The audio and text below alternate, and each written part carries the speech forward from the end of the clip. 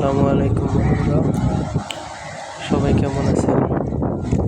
কার অঞ্চলের ঘূর্ণিঝড় রেমালের কি অবস্থা জানাবেন। আমাদের বরিশাল মঠবাড়িয়া, আমার বাড়ি মঠবাড়িয়ায় বড় মাছরায় এখনও নাকি বাতাস হচ্ছে, অনেক বাড়িঘর ক্ষয়ক্ষতি হয়েছে। আমাদের ঘরের উপরেও একটা গাছ ভেঙে পড়েছে, এই অবস্থায় আছে।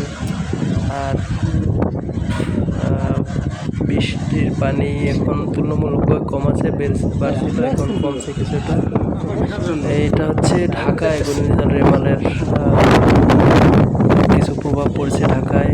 মাঝে মাঝে দমকা হাওয়া, বৃষ্টি হচ্ছে। সবাই সবার জন্য দোয়া করবেন, আবার সবাই সাবধানে থাকবেন। ইনশাল্লাহ সবাই নিরাপদে থাকুন, সাবধানে থাকুন, সবাই সবার জন্য দোয়া করুন। আমানিল্লাহ।